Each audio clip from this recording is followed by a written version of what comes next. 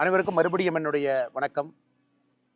நான் ஏற்கனவே உங்கள்கிட்ட சொன்ன மாதிரி இன்னைக்கு இன்னொரு தோட்டத்துக்கு நாம போவோம். அங்க செஞ்சுட்டு இருக்கிற விவசாயத்தை கூட பார்ப்போம்னு உங்களுக்கு சொன்னேன். இன்னைக்கு நாம இன்னொரு தோட்டத்துல இது முற்றிலும் மாறுபட்ட ஒரு தோட்டம். நான் பிறந்த ஊர் நேத்து நம்ம பேசும்பொழுது நான் உங்களுக்கு காட்டினேன். 41 டிகிரி எவ்வளோ கஷ்டப்பட்டு அங்க நம்ம பண்றோம். அதே நேரத்துல மக்கள் எவ்வளோ கஷ்டப்படுறாங்க. அது ஒரு ஒரு ஒரு விதமான விவசாயம். அதிகமா ஆடுகள், மாடுகள், மரங்கள் அங்க வச்சிருக்கோன்னு. இது நான் ரொம்ப பேஷனா இது செய்யணும் அப்படின்னு ரொம்ப நாளா யோசிச்சுட்டு இருந்த ஒரு விஷயம். நம்ம வாழ்க்கையில அத கண்டிப்பா பண்ணணும். ஆ நமக்கு இது ஆத்மார்த்தமான ஒரு புரிதல் குடுக்கும் அப்படிங்கிறக்காக இது செஞ்சது. இன்னைக்கு பாருங்க நம்ம பேசும்போதே மழை இடிச்சிட்டு இருக்கு. எந்த நேரத்தினாலும் மழை வரலாம். இது நம்ம கோயம்புத்தூர் பக்கத்துல சிறுவாணியில இருக்கக்கூடிய நம்முடைய தோட்டம். ஸோ அப்படியே என் கூட வாங்க அப்படியே பார்க்கலாம். இது வந்து முழுவதுமாக ஆர்கானிக் ஃபார்மிங் நம்ம செய்யக்கூடிய ஒரு தோட்டம் இது. ஸோ நம்ம வி த லீடர்ஸ் அமைப்பு ஆர்கானிக் ஃபார்மிங்ல நம்ம ஒரு பெரிய ஒரு நோக்கத்தோடு இறங்கியிருக்கோம். ஏற்கனவே உங்கள்கிட்ட சொன்ன மாதிரி ஐஐடி மெட்ராஸில் இணைந்து ஒரு ஆர்கானிக் ஃபார்மிங் கான்க்ளேவோடு நம்ம ஆரம்பித்தோம். இன்னைக்கு நம்மோடு நிறைய ஆர்கானிக் ஃபார்மர்ஸ் நம்மோடு லிங்க் ஆகிருக்கிறாங்க. இப்போ கிட்டத்தட்ட இன்னைக்கு 45 விவசாயிகள் நம்மளோடு இணைஞ்சிருக்கிறாங்க. அவங்க தோட்டத்தில் ஆர்கானிக் ஃபார்மர்ஸுக்கான ட்ரைனிங் ஒர்க் ஷாப் அதெல்லாம் நிறைய நடந்திருக்கு. நானும் சில இடத்துக்கு போயிருக்கேன். நம்முடைய இளம் விவசாயிகள் ரொம்ப சந்தோஷமான விஷயம் என்னன்னாங்க, நிறைய பெண்கள் சகோதரிகள் 30 வயசு 35 வயசு குறைவான சகோதரிகள் அவங்க இன்னைக்கு நம்முடைய வீதரையிட அமைப்போடு இணைந்து நிறைய ஆர்கானிக் ஃபார்மிங் ஒர்க் ஷாப்பில் பங்கேற்கிறாங்க. நாம் அவங்களுக்கு பேசிக் டீச் பண்ணுறோம். இப்போ உங்கள்கிட்ட 1/2 ஏக்கர் இருந்தாலும் எப்படி ஆர்கானிக் ஃபார்மிங் நீங்கள் பண்ணலாம், இயற்கை விவசாயம் எப்படி பண்ணலாம், அல்லது 3 அடுக்கு விவசாயம் எப்படி பண்ணலாம், அல்லது உரம் இல்லாத இயற்கை உரம் இருக்கக்கூடிய விவசாயத்தை எப்படி பண்ணலாம் அப்படின்னு. ஸோ சில இடத்துல பயிர் தோட்டங்கள் நீங்கள் போடலாம், பழத்தோட்டங்கள் போடலாம். அது எல்லாத்தையும் எப்படி நீங்கள் வந்து ஒன்றிணைச்சு சந்தைப்படுத்தலாம் அப்படிங்கிற ட்ரைனிங்கும் நம்முடைய வீதரீடர்ஸ் அமைப்பினுடைய வாலண்டியர்ஸ் கொடுத்துட்ருக்காங்க. உதாரணத்துக்கு நம்முடைய தோட்டம் நாம் எடுத்து உள்ளே வந்து கிட்டத்தட்ட இன்றைக்கி ஒரு ஆண்டுகள் முழுமையாக முடிஞ்சிருச்சு. பட் நாம் எடுத்த நாள்லேருந்து அது ஆர்கானிக் ஃபார்மிங் நிலமாக இதை நம்ம ரெடி பண்ணிக்கிட்டு இருக்கோம். எனக்கு ஒரு குறிப்பிட்ட காலம் நீங்கள் அதில் உரம் போடாமல் இருந்தால் மட்டும்தான் அது இன்றைக்கி நீங்கள் ஆர்கானிக் ஃபார்மிங் அப்படின்னு சொல்ல முடியும். ஸோ இன்றைக்கி நாம் இதெல்லாம் பார்த்திங்கன்னா சோளம் போட்டிருக்கோம், வளர்ந்துக்கிட்டு இருக்கு. ஏன்னா இது அனைத்துமே வந்து இன்றைக்கி இந்த மண்ணை வந்து பக்குவப்படுத்தி கொண்டு இருக்கின்றோம். மண்ணை இதுக்கு முன்னாடி நம்ம நவதானியங்கள் போட்டிருந்தோம். அப்புறம் கொள்ளு போட்டோம். இங்கே இருக்கக்கூடிய செடிகள்லாம் அழிஞ்சிடணும், கீழே எதுவுமே இருக்கக்கூடாதுன்னு. அப்புறம் ஒரு ஸ்டெப்பாக மாற்றிக்கிட்டு இருக்கோம். இன்றைக்கி சோளம் போட்டிருக்கோம். அப்புறம் சோளத்துலேருந்து அப்படியே கொஞ்சம் கொஞ்சமாக வெளியே வந்து நாம் இதில் தண்ணி இருக்கக்கூடிய அந்த பகுதி அரிசி போட ஆரம்பிப்போம். மிச்ச இடத்துல நாம் பழத்தோட்டங்கள் வைக்கலாம். இதிலிருந்து நாம் காய்கறிகள் போடலாம், வெளியே எடுத்துகிட்டு போகலாம். அனைத்துமே முழுவதுமாக இந்த தோட்டத்துக்குள்ளே நம்முடைய மாட்டினுடைய சாணத்தை தான் பயன்படுத்துகிறோம். ஒரு ஆண்டு காலமாக அந்த ப்ரிப்பரேஷன் ப்ராசஸில் மாட்டினுடைய சாணத்தை மூலமாக வச்சு தான் நம்ம ப்ரிப்பரேஷன் ப்ராசஸ் பண்ணிக்கிட்டு இருக்கோம். நிறையா நம்மோடு அமைப்புகள் இணைஞ்சிருக்கிறாங்க. ஸோ இதுவும் நமக்கு ஒரு நோக்கம். இன்றைக்கி வீத லீடர்ஸ் வந்து பீப்புள் மூவ்மெண்ட்டாக அடுத்த கட்டம் போகணும் அப்படின்னா, இன்றைக்கி எங்கே நம்மகிட்ட நீர் ஆதாரம் இருக்கோ அங்கே வேறு மாதிரி இயற்கை விவசாயம் தேவைப்படுகிறது. எங்கே நீர் ஆதாரம் இல்லையோ அங்கே வேறு மாதிரி இன்றைக்கி இயற்கை விவசாயம் தேவைப்படுகிறது. இது ஒரு பாட்டு. இன்றைக்கி இயற்கை விவசாயத்தை நீங்கள் சக்ஸஸ் பண்ணணும் அப்படின்னா ஒரு கேஷ் கிராப்பு உள்ளே இருக்கணும். இன்றைக்கி நம்ம 5 ஏக்கரோ 4 ஏக்கரோ 10 ஏக்கரோ 2 ஏக்கரோ 1 ஏக்கரோ எத்தனை இடத்துல பண்ணாலும் கூட பணம் வரக்கூடிய பயிர்கள் கேஷ் கிராப் இருக்கணும். ஸோ உதாரணத்துக்கு நம்ம தோட்டத்தில் கொஞ்சம் இடத்துல வந்து பாக்கு இருக்குது. பாக்கு அந்த பாக்கில் உங்களுக்கு வருஷம் ஒரு மகசூல் வரும், வருமானம் வரும். ஸோ அந்த வருமானம் ஒரு விவசாயி தன்னுடைய வாழ்க்கையை வாழ்வதற்கு, குடும்பத்தை காப்பாற்றுறதுக்கு, குழந்தைங்களை படிக்க வைக்கிறதுக்கு ஒரு ஒரு ஒரு கேஷ் கிராப்பினுடைய வருமானம் நமக்கு தேவை. அதனால் முழுசாக இயற்கை விவசாயம் நான் அப்படி போகிறேன்னு சொல்கிறத விட கேஷ் கிராப் போடுங்க, அதையும் இயற்கை விவசாயமாக நம்ம செஞ்சு எடுத்துகிட்டு போகலாம். மிச்ச இடத்துல சோளம், கம்பு, கொள்ளு, அப்புறம் கொஞ்சம் கொஞ்சமாக நாம் தண்ணி இருக்கக்கூடிய இடத்துல அரிசி, இங்கெல்லாம் அரிசி நல்லாவே போடலாம். சின்ன வெங்காயம் போடலாம், நிறைய காய்கறிகள் போடலாம், பழங்கள் போடலாம், பல மரங்கள் வைக்கலாம். இது அனைத்துமே ஒருங்கிணைந்த ஒரு 3 அடுக்கு இன்டெகிரேட்டட் ஃபார்மிங்காக கொண்டு போகணும். அதாவது உள்ளே வந்து வாழ ஆரம்பிக்கணும். எனக்கு ஃப்யூச்சரில் பெரிய ஆசை. இந்த ஸ்ட்ரெஸ்ஸில் இருந்து நமக்கும் ஒரு நேரத்தில் ஓய்வு வரும் பொழுது ஆண்டவன் அந்த வாய்ப்பு கொடுக்கும் பொழுது இந்த மாதிரி நம்ம தோட்டத்துக்குள்ளே வந்து தங்கி இருக்கணும், குடும்பமாக நம்ம இருக்கணும். அதே நேரத்தில் ஆடு மாடுகள், கோழிகள், வாத்துக்கள் அவங்களோட நம்ம இருக்கோம். ஸோ அதுவும் ஒரு உயிரினம் தான், ஒன்றி இருக்கிறோம். எத்தனையோ உயிரினங்கள், புழு பூச்சிகள் எல்லாமே தோட்டத்துக்குள்ளே இருக்குது. அவங்க எல்லாத்தையும் ஒன்றி நாம் சேர்ந்து இன்டெகிரேட்டடாக ஒரு வாழ்க்கையை ப்ராக்டிஸ் பண்ணும் பொழுது ஆர்கானிக் ஃபார்மிங் என்பது சாத்தியம். இந்த ஒன் ஸ்ட்ரா ரெவல்யூஷன், ஒரு நெல் புரட்சி, மசானாபே அவருடைய புத்தகத்தை நாம் ஒரு பெரிய ஜாப்பனீஸ் ஃபார்ம் 1950-60 காலகட்டத்தில் ஒரு பெரிய புரட்சியை ஜப்பானில் நடத்தி காட்டிய ஒரு மனிதர். அப்புறம் நம்மாழ்வார் ஐயா, இவங்க எல்லாமே நமக்கு ஒரு பெரிய இன்ஸ்பிரேஷன். நம்மாழ்வார் ஐயாவை பொறுத்த வரைக்கும் எந்த இடத்துல வேண்டுமானாலும் இயற்கை விவசாயம் செய்து காட்ட முடியும் என்பதை தொடர்ந்து நமக்கு காட்டியவர். எனக்கு அவருடைய புகழ் எப்பொழுதும் நம்மளோடு இருக்கும். அவரையெல்லாம் நம்ம மக்கள் இயக்கத்தில் நம்மாழ்வார் ஐயாவை மையப்படுத்தணும், அவரை கொண்டு வரணும், அவருடைய வாழ்வியல் தத்துவங்களை முறைகளை மக்களுக்கு எடுத்து சொல்லணும். நிறைய எத்தனையோ அழிந்து போன நெல் ரகத்தை எல்லாம் இன்னைக்கு கொண்டு வந்திருக்கோம், அதையும் நாம் எடுத்து சொல்லணும். அது நம்முடைய வீதிலிட அமைப்பினுடைய இயற்கை விவசாய குழு அவங்க ரொம்ப பெரிய லெவலில் பண்ணுறாங்க. அந்த தன்னார்வர்கள் குறிப்பாக டாக்டர் ஷியாம் அவர் அதில் இருக்கார், ரொம்ப ஆக்டிவாக அதை செஞ்சிட்ருக்காரு. ஸோ அவருக்கும் என்னுடைய பெரிய நன்றி. பிரவீன் இருக்காங்க வீதி லீடர்ஸில், அவரும் ரொம்ப ஆக்டிவாக உள்ளேருந்து பண்ணிகிட்ருக்காங்க. இது எல்லாத்தையும் நம்முடைய chief executive officer CEO doctor Prabha, என்னுடைய நெருங்கிய நண்பர். வி ஸ்டடி டுகெதர், ஒன்றா ஸ்கூலில் படித்தோம். அவர் நல்லா படித்தார், டாக்டர் ஆகிட்டார். அவர் டாக்டர் ஆகி மக்களுக்கு மருத்துவ சேவை செய்து ப்ரொஃபஸராகவும் பணியாற்றிய பிறகும் கூட வீதி லீடர்ஸ் அமைப்பில் முழு நேர ஊழியராக சீஃப் எக்ஸிக்யூட்டிவ் ஆஃபீஸராக இன்றைக்கி தன்னுடைய வாழ்க்கை முழுவதுமாக நம்முடைய அறக்கட்டளைக்கு அர்ப்பணித்து இத்தனை ஆண்டு காலமாக பணி செஞ்சிட்ருக்கிறாங்க. இவங்க எல்லாத்துக்கும் தான் பெரிய நன்றி நம்ம சொல்லணும். இன்றைக்கி நாம் ஏற்கனவே சொன்னது போல் மனிதன் நாம் எப்படி நம்ம மாட்டோடு ஒன்றி வாழ்கின்றோம், ஒன்றாக இருக்கின்றோம். ஏன்னா இவர்கள் நமக்கு கொடுக்கக்கூடிய சாணம் அதை தான் நம்ம பயன்படுத்துகிறோம், அடுத்த கட்டத்துக்கு எடுத்துகிட்டு போகிறோம். ஸோ இங்கே நாம் பார்க்கலாம் நம்முடைய சிறு மாட்டுப்பண்ணை, பெரிய மாட்டுப்பண்ணை இல்லை. 11 மாடுகள் நம்ம வச்சுருக்கோம். கொஞ்சம் கொஞ்சமாக ஒரு மாடாக சேர்த்துக்கிட்டு அதை கொஞ்சம் கொஞ்சமாக அப்படியே கொண்டு போயிட்டுருக்கோம்.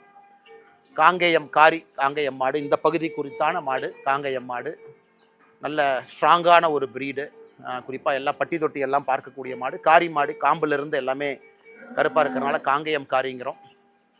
ஸோ இங்கே இந்த மாடு பால் கறந்தாச்சு.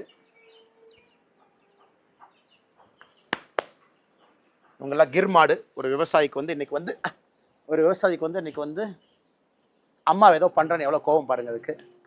அம்மா எதுவும் பண்ணலடா, கிட்ட தானே சும்மா தான் வந்தேன், எதுவும் பண்ணல அம்மா, நான் ஜஸ்ட் அம்மாவை பார்க்குறக்கு வந்தேன், சரியா? Okay okay okay okay okay. இவங்களாம் கிர் மாடு. இன்றைக்கி விவசாயிக்கு ஒரு மாடுகள் வச்சுருக்கிறோம், அதன் மூலமாக வருமானம் வரும், பால் அதிக லிட்டர் கறக்க முடியும்னா கூட கிர் மாட்டின் மூலமாக முடியும். இன்னைக்கு வந்தாச்சு. முட்டாத ரைட் அண்ணா, பண்ணுங்கண்ணா.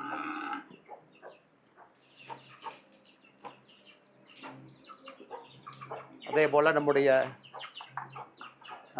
தார்பார்க்கர் மாடுகள், இதுவும் ரொம்ப ஸ்ட்ராங்கான ஒரு ப்ரீட். எல்லாமே குஜராத், பஞ்சாப் அந்த இடத்துல இருக்கக்கூடிய மாடுகள், இயற்கை மாடுகள். எல்லாமே A2 பால் கொடுக்கக்கூடிய மாடுகள், இயற்கையான மாடுகள். இன்றைக்கி நம்ம கிளைமேட்டுக்கும் அடாப்ட் ஆக ஆரம்பிச்சிருச்சு, நம்ம இடத்துல இருக்குது. பட் அட்வான்டேஜ் என்ன? நாட்டு மாடு அதிக பால் கொடுக்கக்கூடிய மாடு, நம்முடைய காங்கேயம் மாடு நேட்டிவ் ப்ரீடு. ஸோ காம்பினேஷன் நம்ம வச்சுக்கணும், மாடு பாலும் கொடுக்கணும், அதே நேரத்தில் அந்த மாடும் ஸ்ட்ராங்காக நிற்கணும் அந்த ஏரியாவில், நோய்வாய்ப்படக்கூடாது. ஸோ மொத்தமாக இருக்கக்கூடிய இதுலேருந்து கிடைக்கக்கூடிய சாணம் நமக்கு ரொம்ப முக்கியமான ஒரு பெரிய வேலை செய்யுது. நம்ம தோட்டத்துக்கே சாணம் வெளியிருந்து வாங்கணும், ஏன்னா அவ்வளோ மாடுகள் நமக்கு தேவை. அதெல்லாம் வந்த பிறகு நாம் இதை முழுமையாக நம்ம இன்றைக்கி தயார் பண்ணிக்கிட்டு இருக்கோம். இன்னும் ஒரு 5 ஆண்டுகள் கழித்து நம்ம ஒரு இயற்கை விவசாயின்னு சொல்ல முடியும். ஏன்னா ஒரு நிலத்தை பொறுத்த வரைக்கும் நீங்கள் 5லேருந்து 7 ஆண்டுகள் முழுமையாக உரம் போடலை, முழுமையான இயற்கை விவசாயம் நம்ம செஞ்சுட்டு இருக்கோம் அப்படின்னா அதை நாம் ஒரு இயற்கை விவசாயி அப்படின்னு சொல்லலாம். இன்றைக்கி அந்த ப்ராசஸில் இருக்கோம். வீதி லீடர்ஸில் ஒரு வாலண்டியராக நானும் ஒரு இயற்கை விவசாயியாக அடுத்த கட்டத்துக்கு செல்லணும் அப்படிங்கிற ஒரு பெரிய ஆர்வம். நிறைய நம்மோடு ஆயிரக்கணக்கான நண்பர்கள் இந்த இயற்கை விவசாயம் பயிற்சி மட்டுமே உள்ளே வந்திருக்கிறாங்க, நம்மளோட இருக்கிறாங்க, ட்ரைனிங் எடுக்கிறாங்க. நாமளும் நிறைய இயற்கை விவசாயிகள்கிட்ட பாடம் எடுத்து கொண்டு இருக்கின்றோம், நிறைய அமைப்புகளோடு ஒருங்கிணைந்து செயல்படுகின்றோம். இதுவும் ஒரு பெரிய மக்கள் மூமெண்ட்டாக ஒரு புரட்சியாக வரணும் அப்படிங்கிறது தனிப்பட்ட முறையில் எனக்கு ஒரு பெரிய ஆசை. உண்ணக்கூடிய உணவு, சாப்பிடக்கூடிய உணவுலாம் நச்சுத்தன்மை இருக்கக்கூடாது. இன்றைக்கி கேன்சர் எவ்வளோ வருதுன்னு பாருங்கள் எல்லா இடத்துலும் கூட.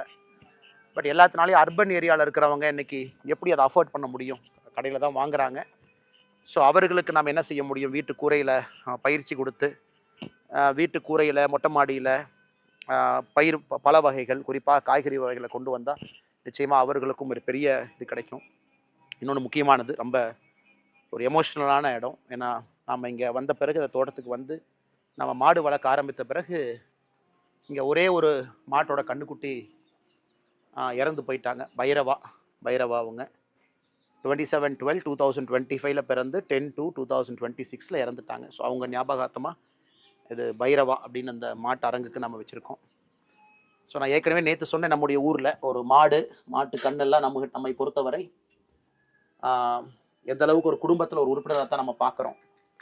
ஸோ நேற்று நம்ம பேசணும் அந்த தோட்டத்தில் இருக்கும் பொழுது எந்த அளவுக்கு ஒரு கண்ணுக்குட்டியோ மாடோ இழந்துட்டா கூட நம்முடைய உறுப்பினர்கள் மாறித்தான் நம்ம ட்ரீட் பண்ணுறோம். அதில் எந்த மாற்று கருத்தும் இல்லை.